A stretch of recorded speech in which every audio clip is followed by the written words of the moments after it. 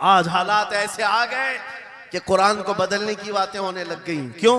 तुम उठाते ही नहीं। 26 आयतें निकाल दो, 25 आयतें निकाल दो, इसमें ये बातें उसमें वो बातें हैं। मुसलमान को तो पता भी नहीं है कौन सी आयतों के बारे में ये वावेला मचाया जा रहा है। अरे तुम पढ़ो, तुम्हारे लिए कुरान आया है। ये जितनी भी कॉन्फ्रेंसें हैं, मैं समझता हूं इसके बदले हर जगह सुबह व शाम कुरान पढ़ने और पढ़ाने का इंतजाम हो जाए। इस तरह के हजारों जलसों से वो अफजल है।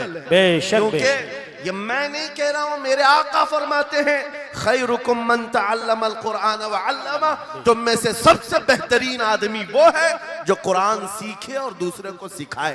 बेशक बेशक, सबसे बेहतरीन आदमी वो है कुरान को सीखे और दूसरे को सिखाए। आज नौजवानों के अंदर एक बड़ी तादाद मुझे देखने को मिलती है, उनको छोटी छोटी सूरतें भी नहीं मालूम, कुरान देख करके पढ़ना भी नहीं आता। बचपन में हमारे माँ बाप ने हमको सीने से लगा करके कुरान मदरसा भेजने की आदत डाली थी, और जब स्कूल जाते थे तो बस्ता पीछे लगा के जाते थे। पता होगा, स्कूल जाते हैं तो बस्ता पीछे रख के जाते हैं, और कुरान पढ़ने के लिए जाते हैं तो सीने से लगा के जाते हैं। यह हमेशा से एक रीत रिवाज चला, बुजुर्गों का डाला हुआ कि बेटा कुरान हमेशा आगे होगा। लेकिन शऊर आने के बाद तुमने कुरान को पीछे डाल दिया, पीछे को आगे कर दिया। कोई इल्म ऐसा नहीं जो कुरान में मौजूद नहीं, कोई इल्म ऐसा नहीं। वला रतबिन वला याबिसिन इल्ला फी किताबिन मुबीन, मेरा मौला फरमाता है कोई खुश्की और तरी की बात ऐसी नहीं जो हमने कुरान में ना बयान की। वनज़्ज़लना अलैकल कुरान तिबयानन लिकुल्लि शै, रब फरमाता है हमने कुरान में हर चीज का वाज़ेह बयान उतारा है तुम पर। और सैयदना अब्दुल्लाह इब्न अब्बास मुफस्सिरीन के सरदार रसूल पाक सल्लल्लाहु तआला अलैहि वसल्लम के चचेरे भाई हजरत अब्दुल्लाह बिन अब्बास कहते हैं लौ ज़अली इक़ालु बईरिन लवजदतुहु फी किताबिल्लाह, कहते हैं अगर मेरे ऊंट की नकील की रस्सी भी गुम हो जाए मैं उसको किताबुल्लाह कुरान में ढूंढ लूंगा। क्या बात, वाह वाह वाह वाह, मैं उसको कुरान में ढूंढ लूंगा। उनके पास उलूम कुरान थे। और आप क्या समझते हैं कुरान में क्या नहीं है? साइंस की इजादात को अगर आप लेकर के बैठे, मैंने अपना पूरा बयान रिकॉर्ड किया है 2 साल कबल ही। यहाँ वक्त की किल्लत है, मैं आपके सामने अर्ज करता हूँ 16वीं सदी के बाद या 18वीं सदी के बाद साइंस की तरक्कियात ने अपना पैर जमाना शुरू किया है इस रुए जमीन पर, जबकि मेरे मुस्तफ़ा करीम सल्लल्लाहु तआला अलैहि वसल्लम की जुबान अक़दस से निकले हुए कलमात जो कुरान में मौजूद हैं, उठाओ और मैं बताता हूँ हर चीज का इल्म कुरान में मौजूद है। जब कोई सोनोग्राफी का इंतजाम नहीं था, ना सीटी स्कैन हो सकता था, ना एक्सरे का कोई इल्म किसी के पास था, उस वक्त कुरान कह रहा है एम्ब्रियोलॉजी के बारे में। क्या बात, एम्ब्रियोलॉजी क्या है? बच्चा पैदा होने की जो उसके नशो नुमा की जो मुद्दत होती है, किस तरह पेट में बच्चे की तख्लीक होती है, कुरान में मौला फरमाता है सुम्मा जअलनाहु नुतफतन फी क़रारिन मकीन सुम्मा खलक़ना नुतफत अलक़तन फ़खलक़ना अलक़त मुदग़तन फ़खलक़ना मुदग़त इज़ामन फ़कसौना इज़ाम लहमा सुम्मा अंशअनाहु ख़ल्क़न आख़र फ़तबारकल्लाहु अहसनुल ख़ालिक़ीन। मौला फरमाता है हमने नुतफे से अलका बनाया। नुतफा क्या है? स्पर्म का वो एक कतरा जो मर्द के जरिए से औरत के रहम में जाता है, उसके बच्चे की थैली में जाता है, एक नुतफा, एक बूंद, जिसको नुतफा कहा गया है। मौला फरमाता है हमने नुतफे से अलका बनाया। अलका किसको कहते हैं? साइंस में पढ़ने वाले अगर स्टूडेंट्स हो तो समझ जाएंगे। अगर कोई मेडिकल साइंस का कोई स्टूडेंट है तो उसे मालूम होना चाहिए एम्ब्रियोलॉजी में चिपचिपा हुआ च्युइंगम जो होता है उसको अलका कहते हैं अरबी में। और आज साइंस ये कहती है कि पहले बाप के नुतफे के एक कतरे से एक छोटा सा खून का टुकड़ा बनता है जो चिपचिपा होता है, फिर उसके बाद एक गोश्त का टुकड़ा होता है, फिर उसके बाद उसमें हड्डियां बनती हैं, फिर उसके बाद उस पर चमड़ियां आती हैं, फिर उसके बाद उसकी आंखें, सारी चीजें बन जाती हैं। ये प्रोसेस है 9 महीने माँ के पेट में, और हर एक के वीक्स गिने हुए हैं। फर्स्ट वीक में क्या होता है, सेकंड वीक में क्या होता है, थर्ड वीक में क्या होता है, एम्ब्रियोलॉजी का पूरा इल्म है। साइंस आज 21वीं सदी में इस एम्ब्रियोलॉजी को तुम्हारे सामने ला रही है। अरबों के उस दौर की बात कर रहा हूं जहां लोगों को घर बनाने का इल्म नहीं था और कुरान माँ के पेट में पैदा होने वाले बच्चे की तख्लीकात बयान कर रहा है। नारे तकबीर, नारे रिसालत, फैज़ाने कुरान मुक़द्दस, फैज़ाने शेखुल मशाइख, नारे तकबीर, नारे रिसालत। वाह वाह। मशहूर साइंसदान है फ्रैंक प्रेस नाम से, जिसने ये थ्योरी दुनिया को बताई कि अरदियात जमीन के अंदर जो वसात हो रही है।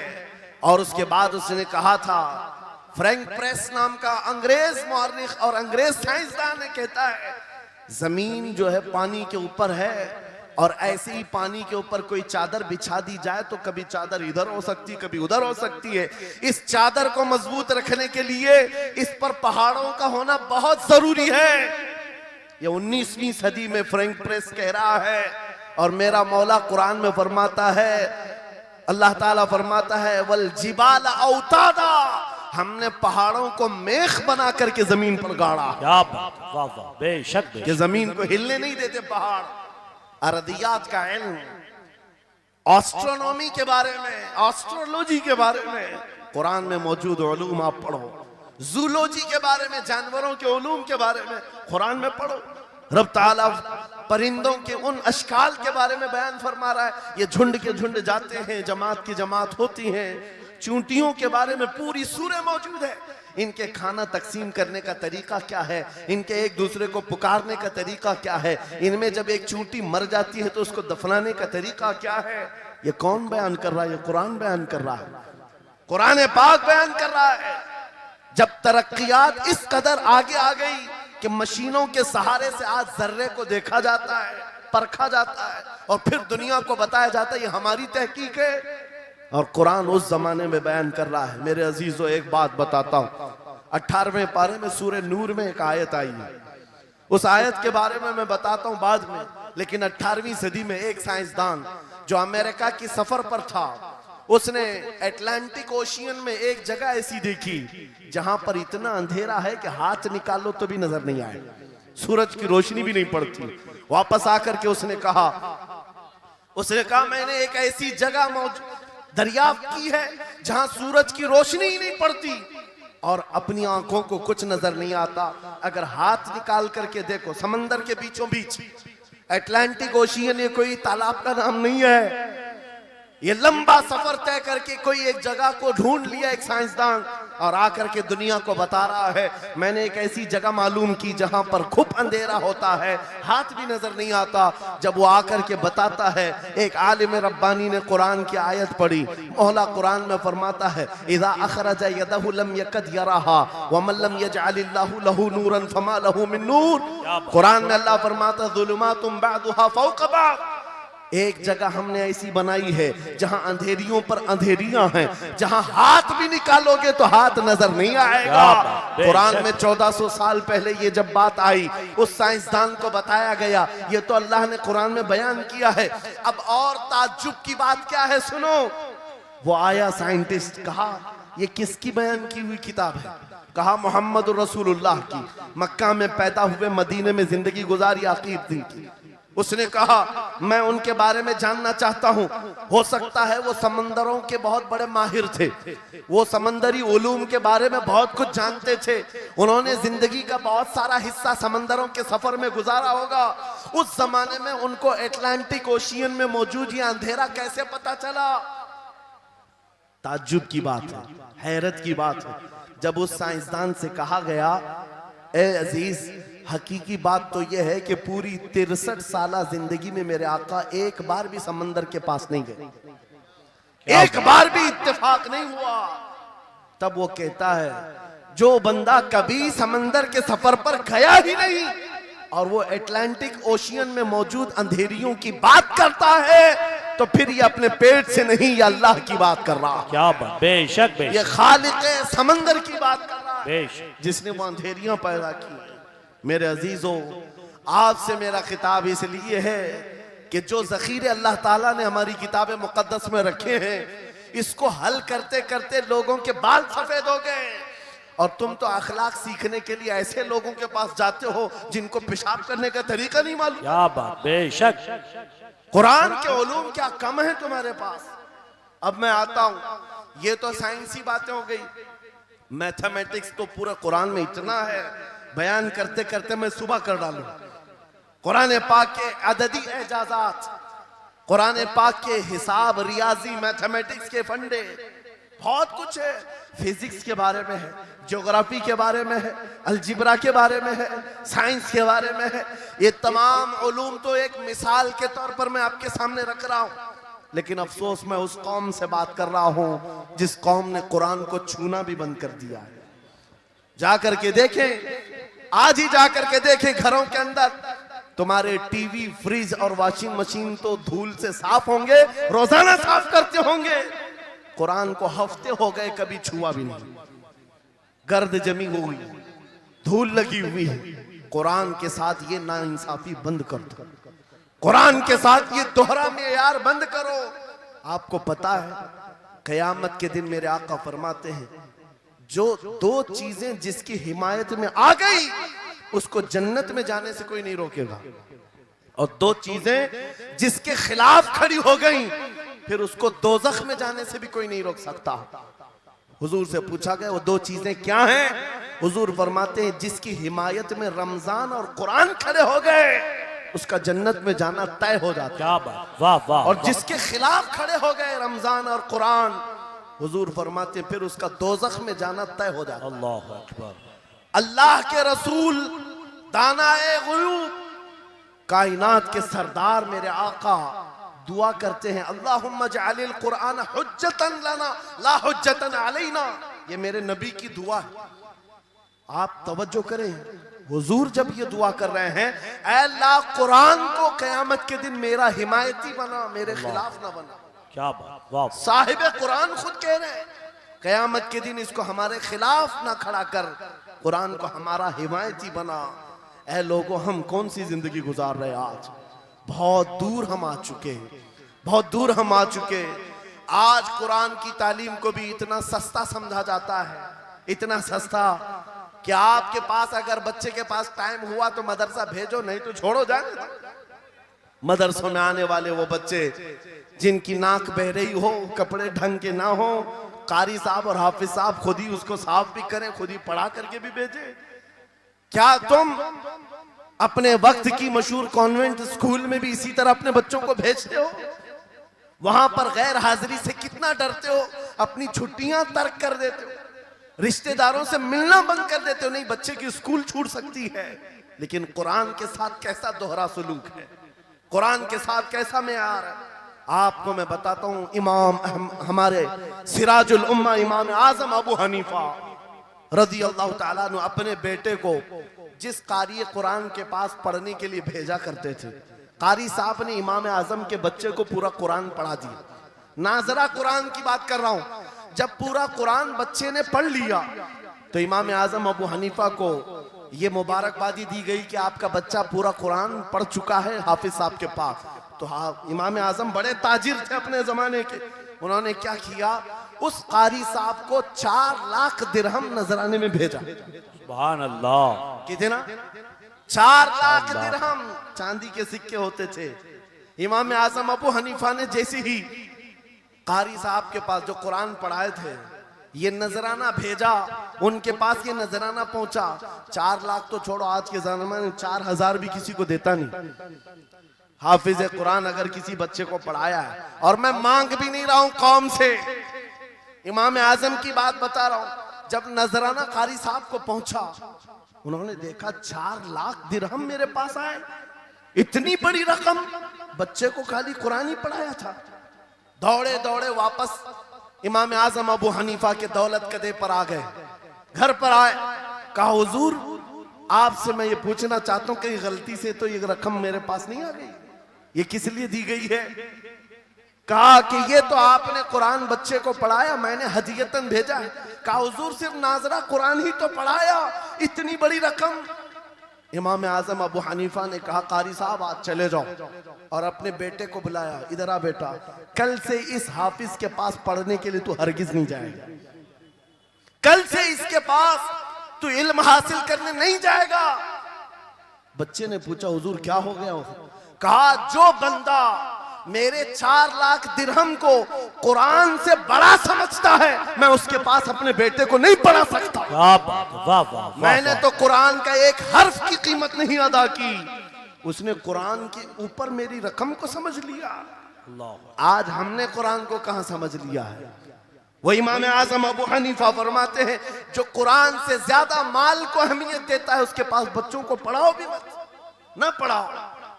अजीजा ने गिरामी वक़ार, हमारा ये दोहरा सलूक, हमारा ये दोहरा मेयार कुरान के साथ जो हमारी नाइंसाफी है, हमें अखलाकी पस्ती में लाकर खड़ा कर चुकी है, अखलाकी पस्ती में लाकर खड़ा कर चुकी है। अरे हम देख रहे हैं आयरा गैरा नत्तू खेरा हमें सिखाने आ रहा है, बढ़ाने आ रहा है कि तुम्हें डेवलपमेंट के बहुत सारी चीजें बताई जाती हैं कि तुम्हारी पर्सनालिटी डेवलपमेंट क्या होती है।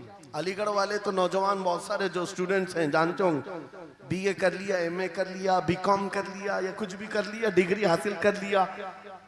बड़ी बड़ी कंपनियां आज पूछती हैं कि इसके पास पर्सनालिटी डेवलपमेंट है या नहीं। ये क्या है पर्सनालिटी डेवलपमेंट? कुछ बड़े बड़े शहरों के नौजवान हमारे पास आए थे, कहा हम कोर्स कर रहे हैं। कहा मैंने पूछा इसमें होता क्या है? कहा इसमें सिखाया जाता है बैठना कैसा है, लोगों से मिलना कैसे है, खाने के लिए बैठे तो चम्मच कहाँ रखना है, बर्तन कहाँ रखना है, लोगों से हैंडशेक कैसे करना है, ये सारी चीजें सिखाई जाती हैं। मैं नौजवानों से पूछा कि अच्छा कितने महीने का? कहा कहीं 6 महीने का, कहीं साल भर का।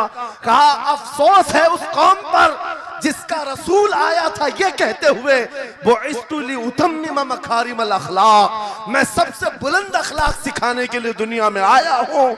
उस रसूल की उम्मत आज ऐसे लोगों के पास अखलाक सीखने जा रही है जिसको हलाल और हराम की तमीज नहीं, जिसको खड़े होकर पेशाब करने में फख्र लगता हो, उसके पास तो ये अखलाक सीखने जा रहे हैं, पर्सनैलिटी डेवलपमेंट सीखने जा रहे हैं। और मैं तुम्हें बताता हूँ कुरानी अखलाक क्या है।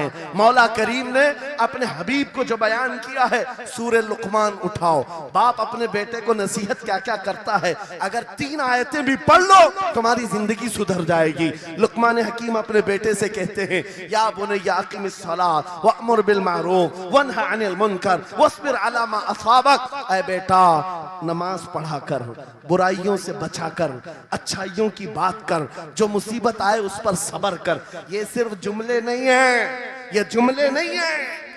लुकमान हकीम ने अपने बेटे को जो डराया था, कुरान कहता है या बुनय्या इन्नहा इन तकु मिस्काल हब्बतिन मिन खरदलिन फतकुन फी सखरतिन औ फी समाई औ फिल अर्दी याति बिहा अल्लाह। आज हर बाप को चाहिए कि ये नसीहत अपने बेटे को करे।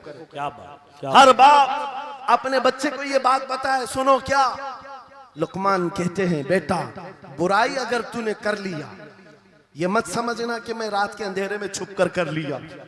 आज तुम्हारे हाथ में मोबाइल गुनाहों का अड्डा बन करके आया है। सिर्फ एक टच स्क्रीन पर सारी दुनिया तुम्हारे सामने नंगी नाचती हुई नजर आती है। कितने नौजवानों ने अपने अखलाक का कत्ल कर लिया है, उनकी आंखें हया से नापाक हो गई हैं। कितने लोगों ने अपना नूर ईमान बेच दिया मोबाइल की स्क्रीन पर चलने वाली इन बेहया तस्वीरों पर। कितने तो फरेफ्ता हो गए, कितने जवानी बर्बाद कर चुके। तुम क्या समझते हो? मेरे अजीजों, एक जवान ने मुझे बताया था, रात के वक्त मैं तन्हा मोबाइल लेकर बैठा था, अचानक पर्दा हिला तो डर लगा, जल्दी से स्क्रीन ऑफ किया, बैठा। मुझे लगा माँ आई होगी, बाप आया हो, कोई आया होगा, लेकिन कोई नहीं। पर्दा हिला, एक बिल्ली आई थी, इससे भी डर लग गया।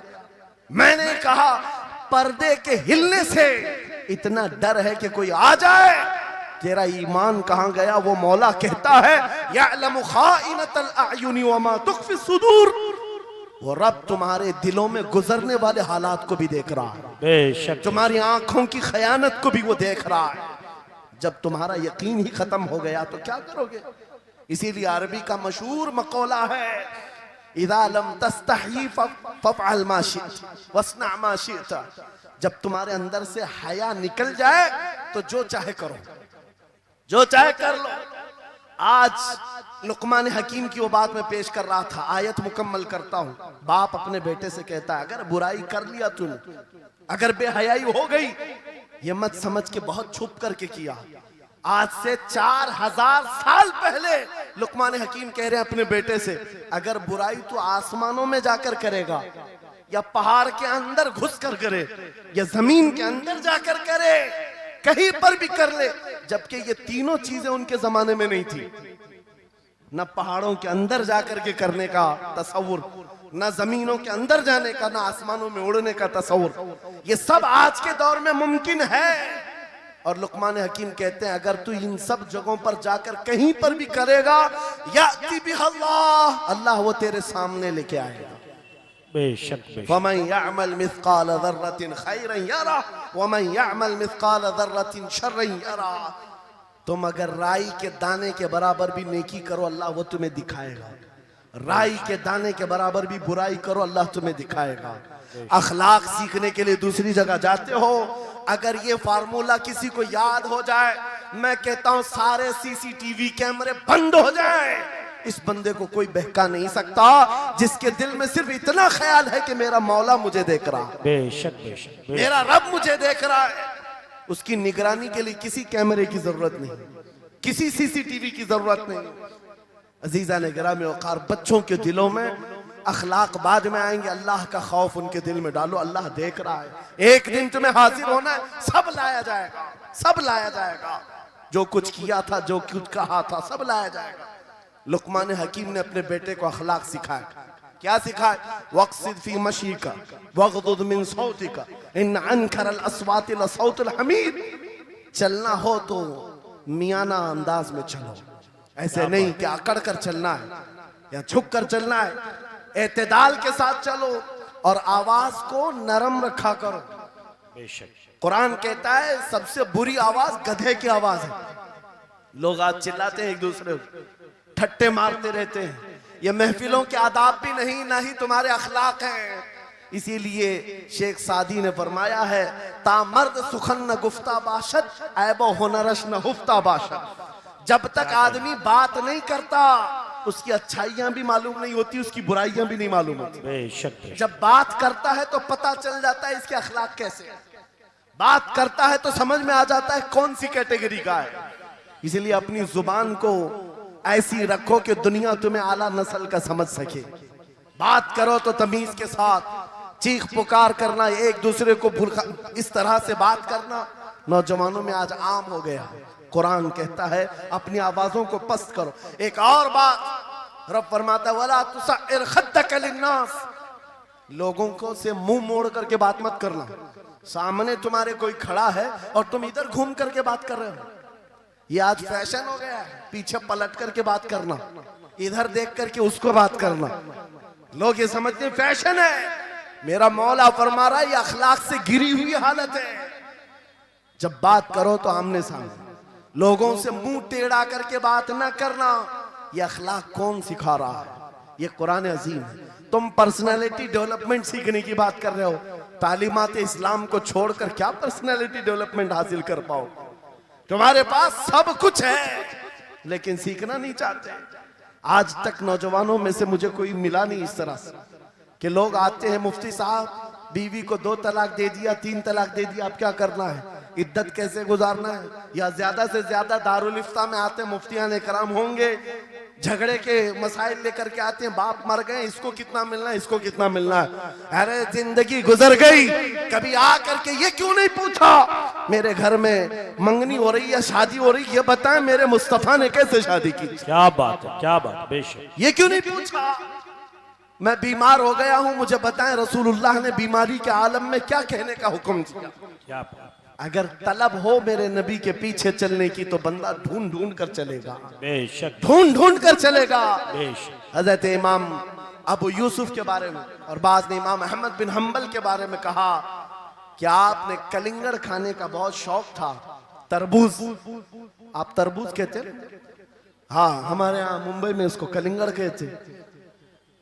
और उन्होंने ये कहा कि ये सुन्नत भी है। मुझे रिवायत मिली है कि हुजूर ने भी खाया। लेकिन जिंदगी भर खाए नहीं। मुरीदीन ने पूछा कि हुजूर जब सुन्नत भी है और आपको शौक भी है, खाते क्यों नहीं? कहते हैं अब तक मैं वो तरीका ढूंढ रहा हूं कि मेरे नबी ने कितने टुकड़े करके खाए। अल्लाह अकबर, अल्लाह अकबर, वाह वाह। मुझे वो तरीका चाहिए। हुजूर के पीछे चलने वाला ढूंढ ढूंढ करके अमल करता है। और आज हमने जिंदगियां ऐसी बनाई हुई हैं कि लगता है दारुल इफ्ता मुफ्ती और उलमा सिर्फ तलाक के लिए हैं, ये इद्दत के मसले पूछने के लिए, विरासत के मसले पूछने के लिए। अरे हमें भी काम दो, हम ढूंढ ढूंढ कर तुम्हें बताएं मेरे नबी चलते कैसे थे, मेरे नबी बात कैसे करते थे, लोगों से मुसाफा कैसे करते थे, लोगों के सामने आते तो कपड़े कैसे पहनते थे, मेरे नबी की नमाजें कैसी थी, हुजूर जब दस्तरखान पर बैठते कहां से शुरू करते कहां से खत्म करते। इस काम पर भी तो उलमा को लगाया करते ताकि तुम्हें पता चलता मुझे कहीं और से अखलाक सीखने की जरूरत नहीं, दुनिया के सारे अखलाक मेरे नबी के कदमों में मौजूद है। नारे तकबीर, नारे रिसालत, फैज़ाने खानकाए बरकत, फैज़ाने खानकाए बरकत, शेरे रज़ा, शेरे रज़ा, फैज़ाने शेखुल मशाइख, नारे तकबीर,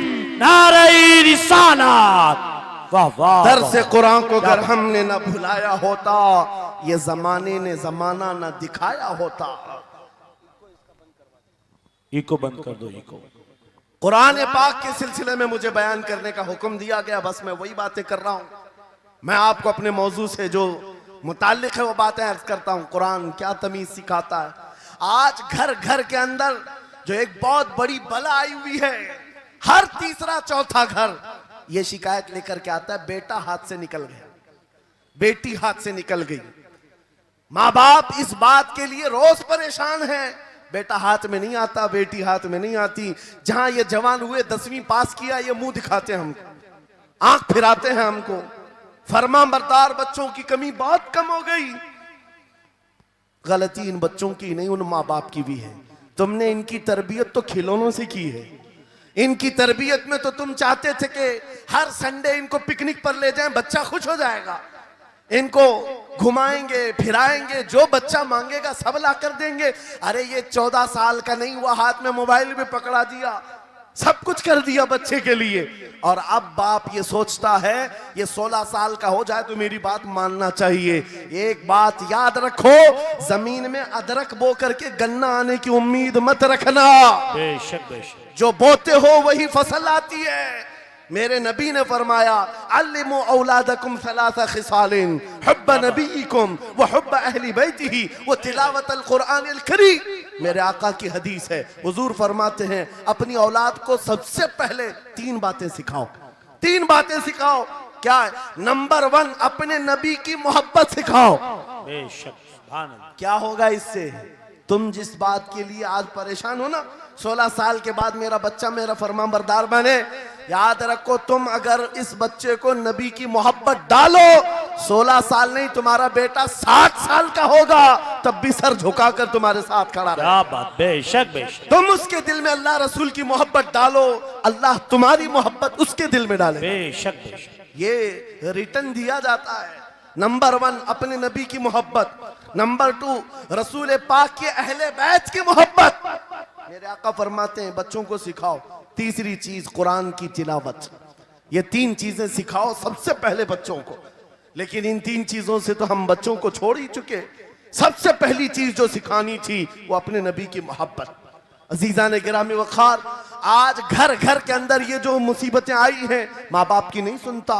माँ बाप अगर जवान लोग अभी शादी कर रहे हैं तो अभी से तय कर लो, बच्चा होगा, ये ख्वाब नहीं देखेंगे पहले इसको क्या बनाना है। तुम अगर अल्लाह उसके रसूल की मोहब्बत डालने की ख्वाब लेकर उस बच्चे की तरबियत करो, इंशाल्लाह वो डॉक्टर भी बनेगा, इंजीनियर भी बनेगा, प्रोफेसर भी बनेगा, लेकिन साथ में आशिक रसूल भी बनेगा। सुभान अल्लाह, सुभान। और जहां ये दौलत लेकर के खड़ा होगा, इश्क रसूल की दौलत लेकर खड़ा होगा, और प्रोफेसर भी हो जाए, डॉक्टर भी हो जाए, कुछ भी हो जाए। देखो मशाइख मारा जिनके वालिदैन ने उनकी तरबियत की, उनको दुनियावी उलूम का माहिर तो बनाया है, क्या?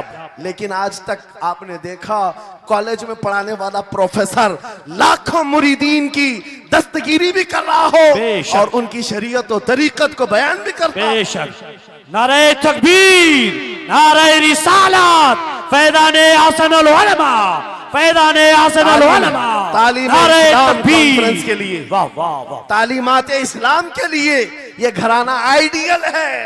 मैं मुबालगा आराई नहीं कर रहा हूं, मुबालगा आराई नहीं कर रहा हूं। बेशक, जहां पर एक बेटे को बाप ने वक्त का एक बड़ा प्रोफेसर बनाया तुम्हारे इसी शहर का, क्या बात, दूसरा बेटा अगर इनकम टैक्स का चीफ बन चुका हो, क्या बात, बेशक, तीसरा अगर पुलिस की डिपार्टमेंट में डीआईजी या बड़े ओहदे पर पहुंचा हो।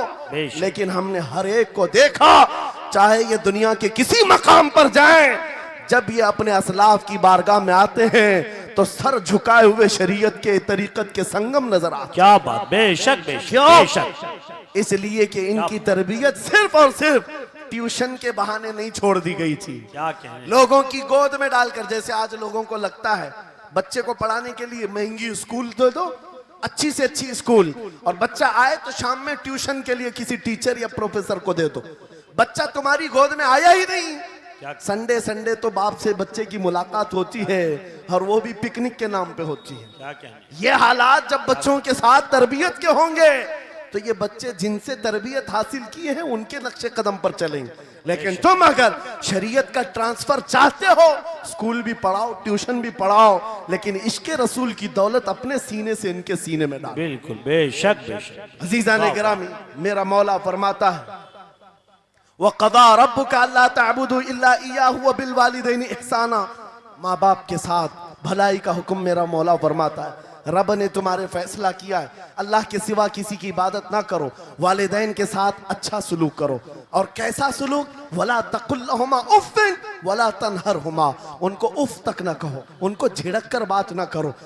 नौजवानों याद रखो, जिस दिन तुमने अपनी माँ या अपनी बाप को उल्टा जवाब देना शुरू किया, उस दिन से तुम पर रिज्क के दरवाजे बंद हो जाते हैं, बरकत के दरवाजे बंद हो जाते हैं। और ये तो बड़ी बात है, हजरत मौलाना रोम फरमाते हैं, माँ या बाप बच्चे को बात करने में जिस दिन डरने लग जाए, पता नहीं मेरा बेटा क्या समझेगा बोलूं, जिस दिन वो तुमसे बात करने में डरने लग जाए, समझ लो दुनिया का सबसे बुरा दिन तुम्हारा शुरू हो चुका है, अल्लाहु अकबर, शुरू हो चुका है। होना तो ये चाहिए कि तुम्हारी जवानी नहीं, तुम्हारी उम्र बीतने को आ गई, अगर माँ बाप को अल्लाह ने सलामत रखा, चाहे वो बूढ़े बिस्तर मर्ज पर हो, उस वक्त भी अदब के बाजू फैलाए हुए हो, अदब के बाजू। आपको पता है सहाबा इकराम बैठे, मेरे आका सल्लल्लाहु अलैहि वसल्लम, एक खातून आई, रसूल खड़े हो गए, अपनी चादर बिछाया, उस खातून को बिठाया। सहाबा कहते हैं हमने एक खातून को, आई हुई खातून को इतना अदब करते हुए रसूलुल्लाह को पहली बार देख रहे थे। वो खातून आई, बैठी, मुस्कुराई, बातें की और चली गई। सहाबा ने पूछा या रसूलल्लाह इस खातून का अदब क्या है? मेरे आका फरमाते हैं ये मेरी दाई, मेरी दूध पिलाने वाली माँ हलीमा सादिया, क्या बात, वाह वाह, पैदा हुए नहीं, दूध पिलाई हुई माँ का यह अदब मेरे नबी ने सिखाया। ये अखलाक कुरान के हैं मेरे अजीजों, कुरान के हैं। याद रखो नौजवानों, इन बूढ़े माँ बाप को आज जितने लोगों ने तरसाया है और उन्हें घुट घुट कर जीने पर मजबूर किया है, वो आज की रात तौबा करके जाएं, तौबा करके जाएं, मुसाफा करें, उनके हाथ चूमें। ये तुमसे क्या तमन्ना रखते हैं? बस इतनी कि तुम अपने पैरों पे खड़े हो जाओ, ढंग का कमाना सीख जाओ। नौजवान को इनका डांटना बुरा लगने लगता है, माँ बार बार चिल्लाती है, बाप बार बार डांटता है, घर छोड़कर भाग गया, फिर उसके बाद याद रखो अल्लाह ताला ऐसे जूतों पर तुम्हें डाल देता है जो तुम्हारी हैसियत के भी नहीं होते, कमतर लोग तुम्हें हाँकते रहते हैं। इससे बेहतर है हमें पैदा की हुई माँ, हमें दूध पिलाई हुई माँ अगर डांटती है, कोसती है, मारती है, ये नेमत है। बेशक, एक नौजवान के बारे में मैं अक्सर कहा करता, हमारे साउथ का था, बड़ा बिगड़ा हुआ, माँ मेरे पास आई थी, कह रही थी इसको समझा ले, मैं बेवा हूं, मैं बेवा हूं, इसका बाप बचपन में मर गया, ये बच्चा 2 साल का था, मेरा शोहर मर गया, मैं घरों की पतेलियां मांझ मांझ करके इस बच्चे को बड़ा की हूं, लेकिन आज ये औबाश बन गया है, बदमाशों की दोस्ती।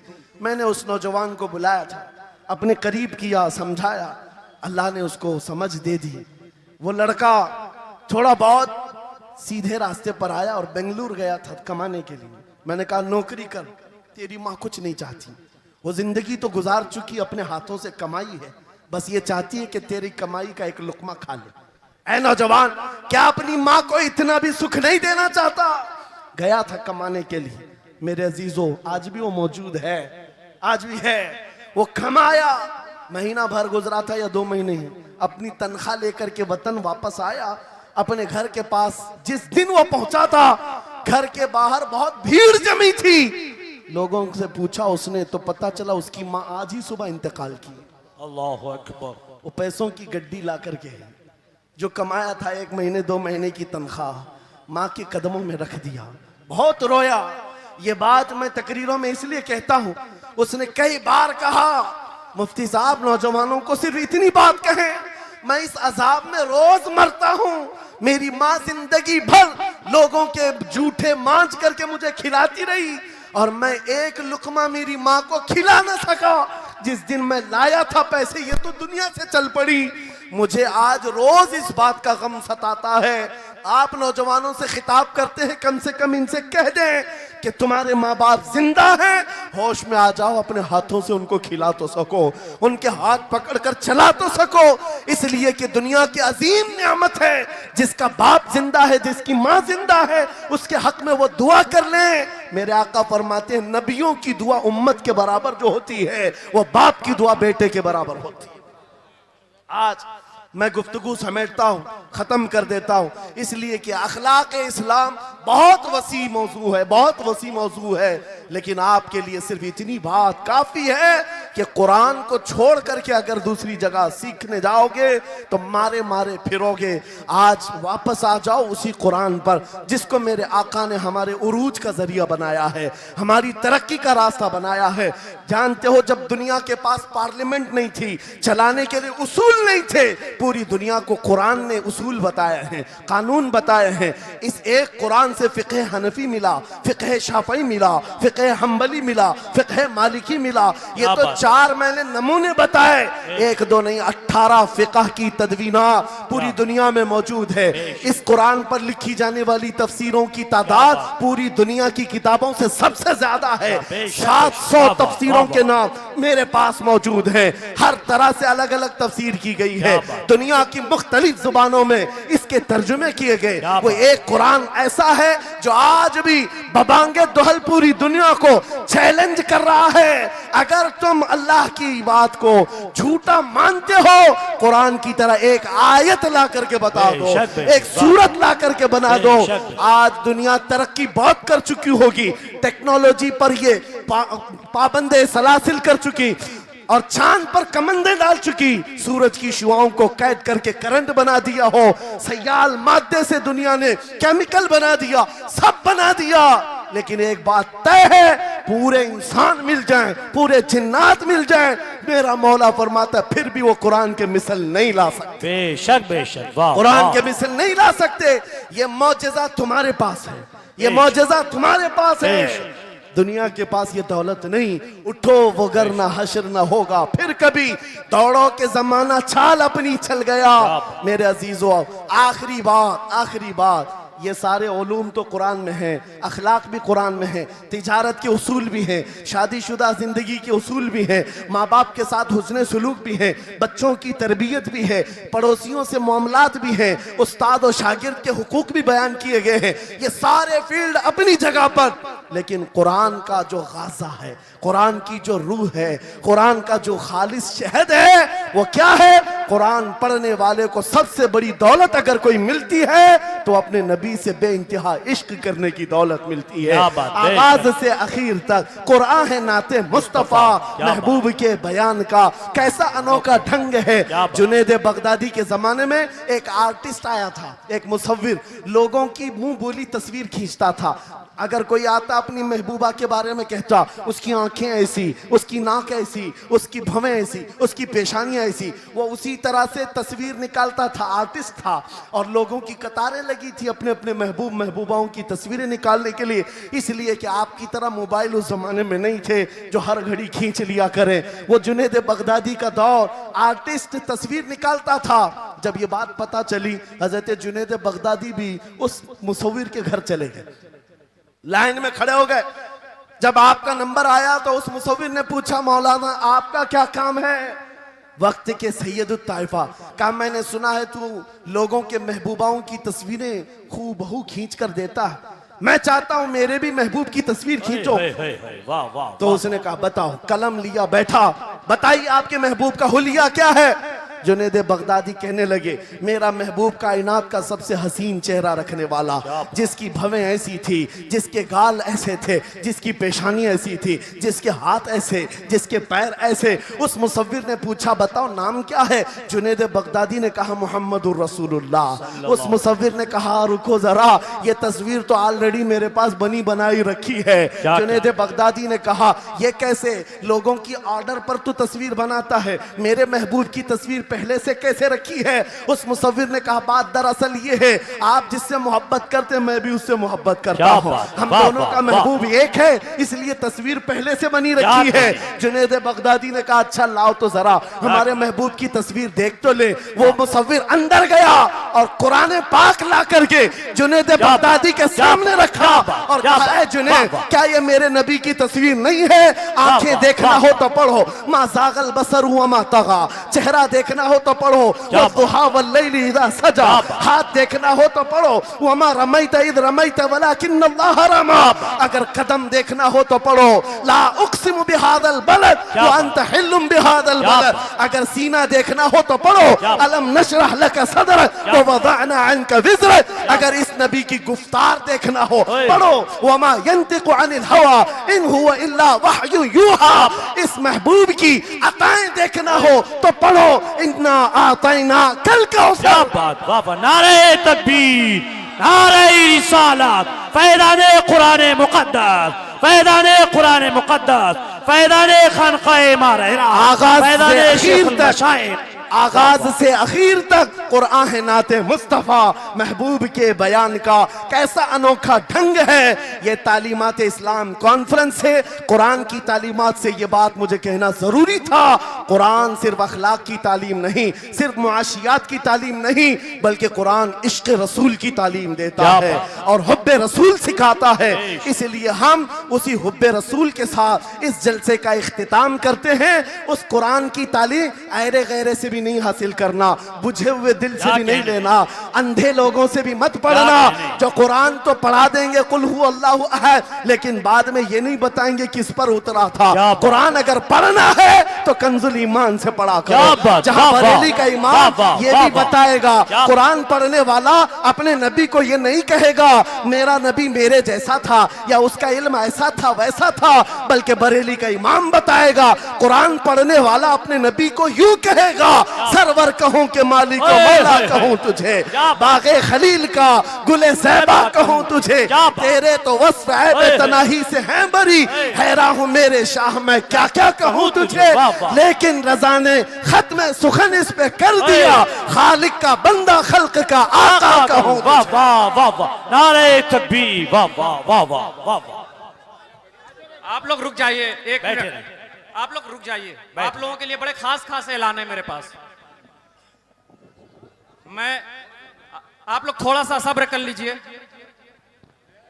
एक जरूरी ऐलान ये है, पिछली साल भी मैंने एक ऐलान किया था कि आप में से कोई भी ऐसा शख्स हो जो 5-10 लोगों को जानता है कि वो तालीम हासिल करना चाहते हैं लेकिन किसी वजह से नहीं कर सकते, तो मेरा नंबर लेकर के कांटेक्ट करें। इंशाल्लाह वो चाहे हिफ्ज की दुनिया हो, कुरान मुकद्दस की तालीमात हो, चाहे वो दुनियावी तालीमात का कोई सा भी शोबा हो, इंशाल्लाह उसकी तालीम का इंतजाम मैंने पिछली साल भी ऐलान किया था।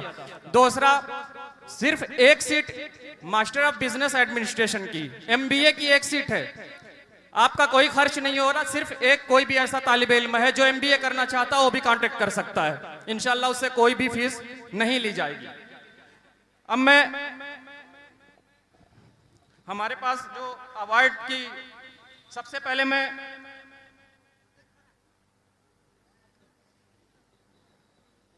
आज के इस प्रोग्राम की सरपरस्ती फरमा रहे शहजादे हुजूर हसनुल उलमा हजरत अल्लामा शाह प्रोफेसर सैयद मोहम्मद अमीन मियां साहब किबला की बारगाह में आप तमाम लोगों की तरफ से इस्लामिक नातो बयान सुनने के लिए हमारे YouTube channel Hashim cyber world को सब्सक्राइब करें।